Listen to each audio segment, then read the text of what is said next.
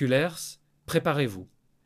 Car ce que je vais vous révéler pourrait bien être l'un des plus grands coups du mercato futur du FC Barcelone. Malgré la richesse de la Masia et le talent incroyable des jeunes issus du centre de formation, le Barça ne compte pas se reposer uniquement sur ses joyaux maisons.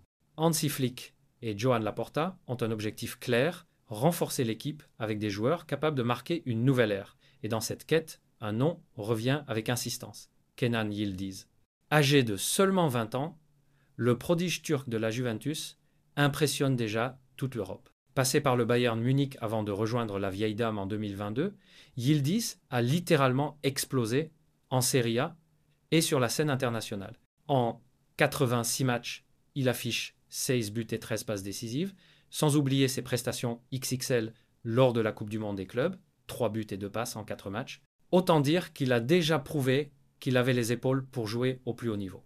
Et c'est pas un hasard si Hansi Flick est littéralement tombé sous le charme de son profil. Sa polyvalence, capable de jouer à gauche, dans l'axe ou même à droite, en fait une arme parfaite pour le système de l'entraîneur allemand. De son côté, Joan Laporta partage le même enthousiasme. Pour lui, Yildiz incarne exactement le type de joueur qui peut redonner au Barça cette magie offensive perdue depuis Messi et Neymar. La Juventus fixe la barre à 70 mètres €. Mais le Barça croit au coup parfait. D'après Fichajes, la Juve réclamerait un minimum de 70 millions d'euros pour ouvrir la discussion. Un montant qui peut sembler élevé au vu de la situation économique du Barça, mais attention, les dirigeants blaugrana savent qu'un tel investissement pourrait être un pari gagnant sur 10 ans. Car la vérité est simple, la Juventus n'a plus le poids qu'elle avait en Europe. Le club italien n'est plus considéré comme une superpuissance et pourrait avoir du mal à retenir sa pépite si le Barça insiste. Et qu'offrirait le Barça à Yildiz? Un projet jeune, ambitieux, européen, la possibilité d'évoluer avec Lamine Yamal, Gavi, Pedri et Fermín López, et surtout l'opportunité de soulever la Ligue des Champions sous le maillot blaugrana. Une arrivée dès 2026, le plan est clair.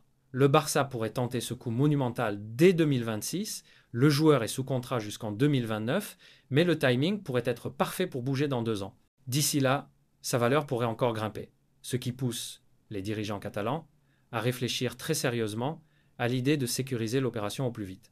Bien sûr, pour réunir les fonds nécessaires, des ventes importantes pourraient être envisagées, Fermín López étant régulièrement cité, notamment avec un intérêt massif de la Premier League et de la Saudi Pro League. Mais attention, le Barça veut frapper fort sans sacrifier son avenir. La question est maintenant pour vous, Cullers. Pensez-vous que le Barça doit casser sa tirelire pour Yildiz, quitte à vendre un gros nom, ou faut-il d'abord continuer à miser sur les pépites de la Masia comme Lamine Yamal et Fermín López? Officiel, Frenkie de Jong blessé, mais le Barça garde le sourire et la confiance. Les blessures s'enchaînent dans le football européen et aucun grand club n'y échappe. Après le PSG, contraint de composer avec les absences d'Ousmane Dembélé et de Désiré Doué, c'est désormais le FC Barcelone qui doit faire face à un contretemps. Frenkie de Jong est touché et passera par la case infirmerie. Le club catalan a publié un communiqué officiel et supérieur à Frenkie de Jong a subi une légère blessure au muscle obturateur externe de la jambe droite. Son évolution déterminera sa disponibilité. Une blessure légère, pas d'inquiétude majeure. Bonne nouvelle pour les Cullers. Il ne s'agit pas d'une blessure grave. Le milieu néerlandais n'est pas victime d'une rechute inquiétante, mais d'un simple pépin musculaire. Le staff médical est optimiste et la durée de son absence dépendra de l'évolution dans les prochains jours.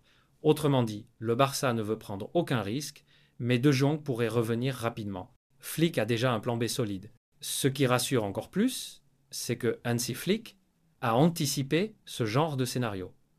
Le Barça possède aujourd'hui une profondeur d'effectifs plus importante que les saisons précédentes. Gavi, de retour avec une énergie débordante, peut occuper ce rôle au milieu. Fermín López, révélation de la saison dernière, s'impose de plus en plus comme une pièce maîtresse du projet Blaugrana. Pedri, utilisé avec intelligence par Flick, retrouve son meilleur niveau et sera un relais créatif indispensable.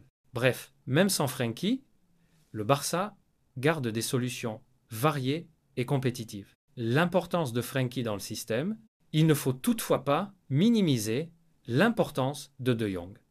Véritable métronome de l'équipe, le Néerlandais apporte une sortie de balle propre et fluide, une intelligence de jeu rare pour casser les lignes, la sérénité dans les grands matchs, notamment en Ligue des Champions. C'est pour cela que Flick et le staff médical veulent gérer ce dossier avec patience et précision.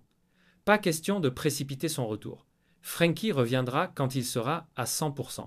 Le Barça regarde déjà vers l'avenir. Cette blessure ne remet absolument pas en cause la dynamique du club. Avec les dernières recrues, l'explosion des jeunes de la Masia et la nouvelle mentalité insufflée par Hansi Flick, le Barça garde son cap, redevenir un prétendant sérieux à la Liga et à la Ligue des Champions.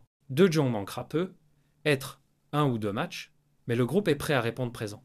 Et pour un club comme le Barça, chaque coup dur est transformé en opportunité pour donner du temps de jeu aux jeunes et renforcer la cohésion de l'équipe. Confiance totale. Les culeurs peuvent donc rester confiants.